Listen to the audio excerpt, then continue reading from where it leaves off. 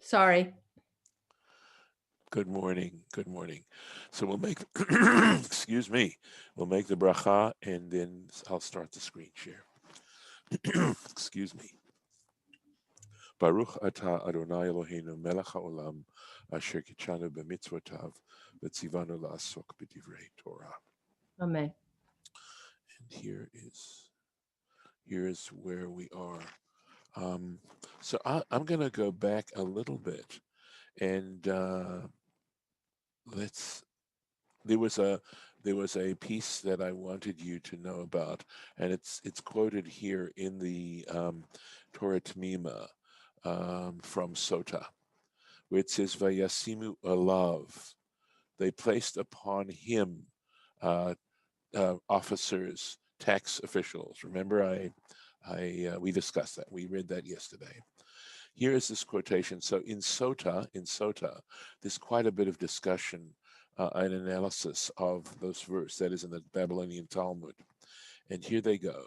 Vayasimu alav. They placed upon him. And it says alehem miba'ele, which means it doesn't make sense. The Gemara is questioning the language. Why does it say they placed upon him? It should have said they placed upon them, because we're talking about the children of Israel. At least that's the way the simple meaning of the text seems to go. So why does it say upon him? Tana de Be Rabbi Eliezer Rabbi Shimon. So in the school of Rabbi Elazar be Rabbi Shimon, they taught. Melamed, this teaches, Sheheviu Malben Vitalu lo lefaro betzavaro, that they brought a brick mold and they hung it on Pharaoh on his neck. So in other words, they placed this brick mold around Pharaoh's neck. וכל אחד מישראל שאמר istanis ani, and any Israelite who would say to them, "Well, I'm not going to work on the bricks. I'm not going to do hard labor." The word istanis means sort of I'm sensitive. You can actually see the word a little bit of sensitive in that word, but it's someone who's very fussy about their personal, anything going on. They're very, very sensitive. If this Israelite would protest and say, "Look, I can't do this work because I'm an Istanis," Amru, Amrulo, they would say to him, "Plum Istanis ata yoter mi paro? Are you more of an Istanis than Pharaoh?" And here's Pharaoh, wearing this brick mold, clearly willing to get involved, and you're not willing to get involved. So that was I think it's a relatively famous drasha um, that is out there. I believe I've also heard a version of this particular drasha that basically I'd want to find it. Okay, it just may be a figment of my imagination, but that says that basically when the Israelites saw Pharaoh in that situation, they were motivated to help themselves. They thought, well, if Pharaoh's doing it, we certainly should do it as well. And it was sort of out of the goodness of their hearts, and was a classic example of no good deed goes unpunished. So there's a sense there that that it was and I think it's based on the fact that it says nitchak malo, let us, there's that idea of let's trick them. There's of lehitchakem al mishahu, to sorry, to trick someone.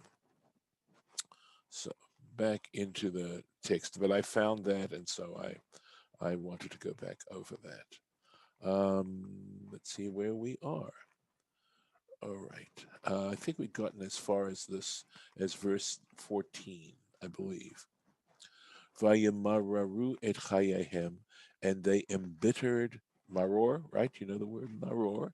They embittered their lives, ba'avodah kasha, with heavy labor, b'chomer, with mortar, uvilvenim, and with bricks, uvechol avodah basadeh, and in all manner of field work, et kol avodato, and any kind of labor that they did, every kind of labor, asher avdu vahem befarech, that they made them do. They did it, um, you know, Befarech means sort of in a heavy kind of way, that they had to labor intensively at this. So Rashi, of course, wants us to understand. As you can see, I was sort of trying to work through this word befarech, and Rashi explains befarech, avodah kasha. So he gives the straight shot on this. Avodah kasha, heavy labor. Hamefarechet et haguf umishavar umish mishavrato. Mishaber oto is what it is. So it says in heavy labor that breaks apart the body, and again, it's another word to break, or tears apart the body and breaks it. So that kind of right. Okay, let's keep going. Vayomer Melech Mitzrayim, and the king of Egypt said, La Miyaldot Ha'ivriot, to the Hebrew midwives. Yeled is a child, Miyaled, one who brings a child into the world. The Hebrew midwives. Asher Shem Achat, the name of one was Shifra, Veshem Hashenit Pua, and the second one's name was Pua. So who were these midwives? Lami Yaldot, right? The midwives. Hu Lashon Molidot. Okay, this has the meaning of um, helping to give birth. Ela sheyesh lashon kal veyesh lashon kaved. So Rashi is now giving a grammatical explanation here. He says there are expressions that are straightforward, veyesh lashon kaved, and they're also intense expressions of that particular concept. And he gives other examples. Kamo shover, like the word shover, to break, or mishaber. Mishaber is like it's an intense form of to break. It's like to smash, right? So there's break in English, and there's smash in English, and I think we would agree that smash is a more intensive expression of breaking. So here we go. Dover, to speak. Umidaber is, I don't know another English. So dover, we might say, is to express. Umidaber is to speak. And the in Hebrew for sure, the word midaber has a more intensive sense than dover. So express and to speak, possibly you'd agree that speak is a somewhat more intensive expression of to convey or to express. Kach molid. So likewise, molid means to give birth, right? Umiyaled, one who, in this case, it's a more intense form. And molid sounds to me, at least the way I would understand the Hebrew, is if you give birth, right? You give birth, and miyaled means to help someone give birth. So a discussion there of Hebrew. So then we had the names, right? Which of course could well give us a question as to why that expression. Why does the Torah have to give us their names? So the first one's name was Shifra, and according to tradition, Zo Yochevet. That is Moses' mother. That Shifra is another name for Yochevet. This is not an unusual kind of thing where people have more than one name. And the truth is, even in our culture, someone can have more than one name. They can have a nickname, right? Al Shem. But why was she called Shifra? Shemishaperet et Havlad, because she would clean off the newborn. She would make the newborn look attractive. Pua, what about Pua? Zo Miriam, that is Miriam. Al Shem Shepoa Umidaberet. The reason is that she opens her mouth. Po'ah is a word in Hebrew that means to open your mouth, and he'll give another example of where this word is used. She opens her mouth, umadaberet, and she speaks, v'hogeh layeled, and she expresses to the child. She communicates with the child, kederech hanashim, as women do in the as is the custom of women, hamefayis hamefaisot tinok habocher, who comfort the baby that's crying. So that gives you a pretty good sense of what we're talking about here. Puah, again, another expression of this word puah, lashon tza'aka. It has a meaning also of to cry out. Kamo, and now he gives an example from Isaiah 42, ke yoleda, or if it means I will cry out like a woman in labor, or in birth.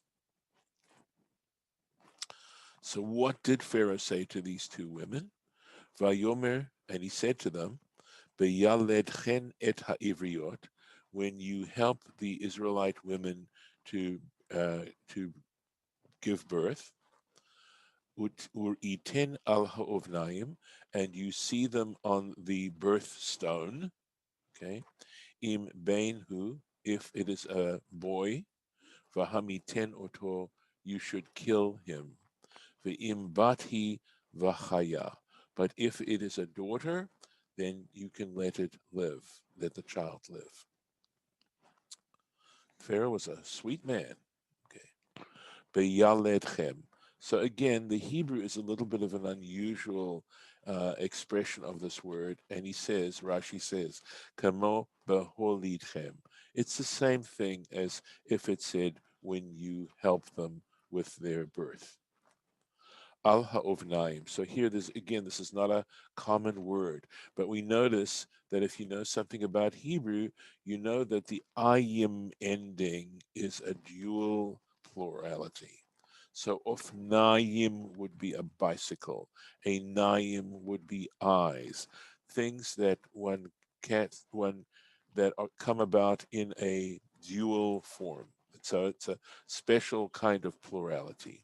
So he says, Moshav Haisha, it is the place on which the woman sits, Hayoledet, who's giving birth. Uvamakom Acher, and in another place, Karo Mashber. It is also known as a mashber. Uchamohu, and likewise we have in Jeremiah 18, Ose Melacha al Ha'ovnayim, who performs labor on this ovnayim. And in this particular case, it's referring to Moshav Clay Omanut Yotzer Cherev. It's talking about the kind of stool that a potter sits on. So you know that a potter who's sitting at a wheel has to spread his legs, and the wheel's in between his legs, and that's so he has a special seat in which he can spread his legs. Im benhu v'gomer, if it is a son, etc. Lo haya makpid ela al hazacharim. Pharaoh didn't care. He only cared about the males. So why was he only caring about the males? He didn't want there to be. I mean, they're worried about the population and the spreading out of the Jews. So why does he only care to make sure that the males are killed? She'amru lo, because Itzdagninav, his soothsayers had told him, She'atid lihivaled ben, because that in the future a son would be born, understood to the Israelites, Hamoshia Otam, who would rescue them, who would bring salvation, who would save them. V'chaya, and you should, in other words, you should let her live, is how we translated it. But let's see what Rashi's going to do with it. He says, again, he just, doesn't correct the Hebrew, but he puts the Hebrew in a little bit more of a commonly used way. Vatichya, you should let her, she should remain alive. You should let her remain alive. So a direct order midwives, Vatir'ena hamiyaladot et ha'Elohim, and the midwives feared God. Velo asu ka'asher diber alehem melech Mitzrayim. They did not do that which the king of Egypt had spoken to them.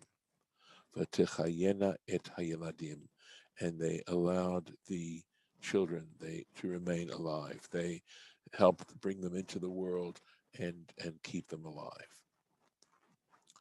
V'techayena et hayeladim. So it's this, I think, where what Rashi sort of interested in is this particular form of the verb vatechayena. Okay. Misapkot lahem mayim umazon. So he explains how the midwives helped the Hebrew women um, to remain, to give birth successfully. And it says they would provide them with water and with food. And again, this whole little area is discussed in the Talmud in the tractate Sota. Now this looks like Tirgum. So translate this in the Aramaic. It says Harishon, of the word Harishon, the Kaima, the Hasheni. Okay, the first one, I assume that means Shifra, the Kaima, the Hasheni, the Kayam Ton. So I again, I was struggling a little bit with this Rashi, but look at this. Okay. I'm looking. So it could be referring to the sentence. Let me see. Well, the Chabad is just talking about um grammar. It says the Right, first translated become Kaima, and they enabled to live, and the second Kaima, it looks right. like keen, but I can't. And you enabled to live Uh-huh. because in So Hebrew, yeah, go ahead. for the feminine plural, the word and others like it are used as the third person past tense and the second person past tense. Hmm. Hmm. So this, okay, so it's not referring to the Targum here, Vatekaimine. So, but it definitely in the Aramaic here it says Vekayama Yat Benaya. And here we go. So here it says maybe it's referring to these two places in the Talmud. So you see here it says the Kayama Yat Benaya, and you allowed the boys to live, right? And here it says the Kayemtin Yat Benaya.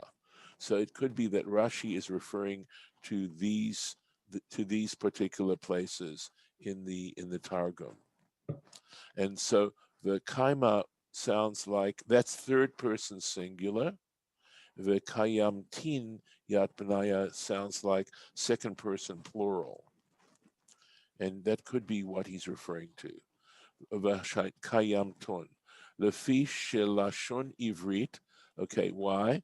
Because in Hebrew, la nekevot rabot, to many women, tevazo, we use this word, ukuyotze ba, meshameshet lashon pa'alu, and so the meaning, in other words, he's talking about what words we use in various situations here, and he says mishameshet, to serve, if that's the word he's using, lashon pa'alu, when he third, okay, in that situation of a third person plural, lashon pa'alu, that it's they performed, they did, the lashon pa'altem, and using the expression pa'altem, uh, it means, so it hmm pa'altem means you did, right? That's second person plural.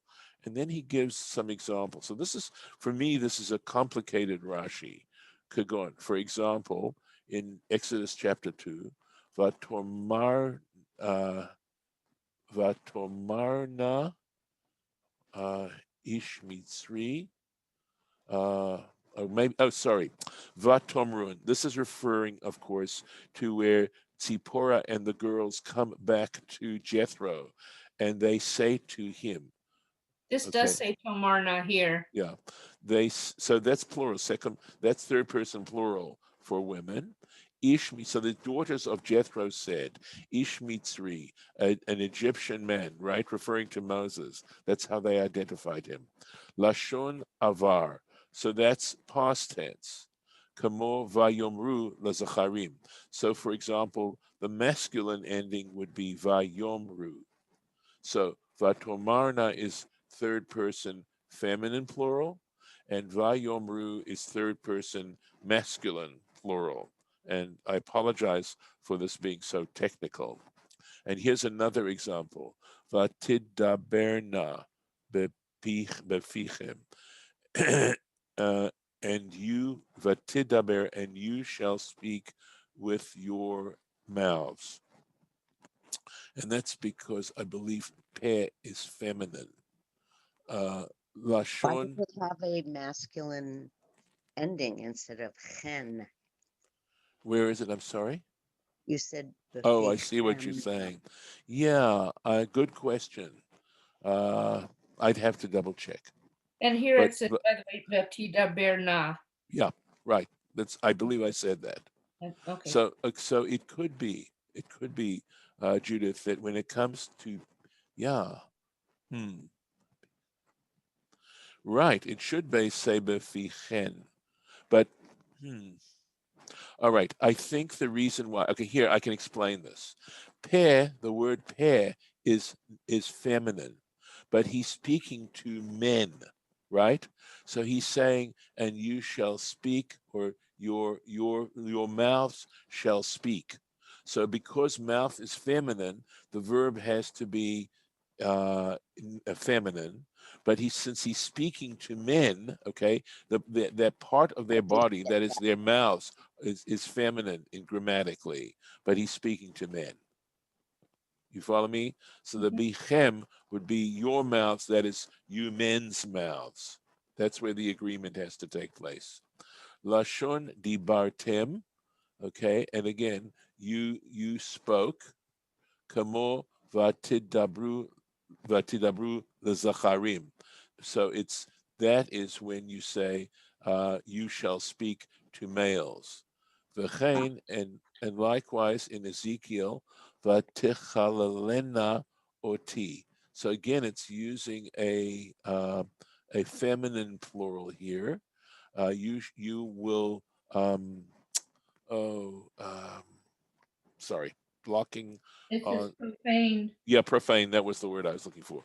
You shall profane. You will profane me, el ami, to my people. Lashon avar. Okay, that's again because of the va, right? Vatechalalena oti el ami. You made me profane to my people. Lashon avar. The straightforward past tense of that is hilaltem. So vata, that's future tense, but with the vav, it would become past tense. And the straightforward past tense is hilaltem. So Rashi's giving us a ton of grammar right here. Kamo v'tichalalu zacharim. So the second person plural would be v'tichalalu, and you shall profane to men, to males. So again, you have to sort of piece this out to understand how Rashi's trying to explain how Hebrew grammar is working, and it appears to be all based on v'tichayena. And I think part of the reason why, so the question, of course, is, well, why is Rashi going to all this trouble? And the answer is, this tichayena sounds like a second person plural. You will, keep alive the children. But it turns out that it's also third person plural feminine. So it sounds like it could be second person plural feminine, but in this case, it depends on the context, and here it's third person plural. And this is all the stuff that Rashi's going into right here, which, as I said, sort of requires some careful pulling apart and understanding. One more verse, and then we'll stop. Vayikra melech Mitzrayim lamayaldot. The king of Egypt summoned the midwives. Vayomer lahen, and he said to them, Madua asiten hadavar hazeh. Why did you do this thing? There it is. Vatechayena et hayeladim. Pardon? I have a lot more Rashi on the last verse. On verse 17? Uh-huh. All right, give me a second. Let me just finish this sentence. Okay. All right. Oh, I am now, forgive me. Now something's making sense to me. So notice that here it's third person, and here it's second person, where Pharaoh is talking to them, and it's using exactly the same word. So this is what Rashi is referring to. So the first time this is starting to make complete sense here. So this is what Rashi's talking about. Here you've got Vatechayena, and here we have Vatechayena, right? We have exactly the same word, but here Pharaoh is speaking to the midwives and saying, and you allowed the children to live. And here he says, here it says Vatechayena et hayeladim, right? The same, look at this, the same expression, Vatechayena et hayeladim. But in this case, it means they, it's third person, feminine plural. And here it's second person, feminine plural. And he's pointing out, Rashi is saying at the very beginning of the Rashi, he says, the kayama yat benaya, which is third person in the Aramaic. And here it's the kayemtin. Notice, right? Even though it's exactly the same expression, Rashi's explaining why in the Hebrew, when it's exactly the same, in the Aramaic, they're using a different form of the verb. And the kayemtin would be second person, feminine plural. Okay. Lauren, I know it's 8 o'clock, but do you want to read in English what it's saying in the Chabad? Yeah, well, I'm a little confused about where, I think I know where you left off, but I'll just go on because it's kind of grammatical. Okay. It says, if it was necessary to supply the infants with food, or Chaim asked why the midwives didn't do it prior to Pharaoh's decree, he answers that the Torah means that despite Pharaoh's decree, the midwives continued their previous practice, that is supplying needy children with nourishment. He suggests further that they particularly sustain the male children, lest one die and they be suspected of being responsible for his death. Rashi explains that in the Hebrew, there's a conversive vav, you did mention that. Therefore, since the future forms of the feminine plural, both in the second person and the third, are identical, the same is true for the past forms. Yes. With a conversive vav. In Aramaic, there's no conversive vav. The past two forms are different. So you did say some of that, and maybe it was adding something from another source. No question about it. This is sort of a footnote that they've added in, but it's still, it's a helpful footnote. Yes, that's what that would be. All right, I'm going to stop the recording, stop the share, stop the recording.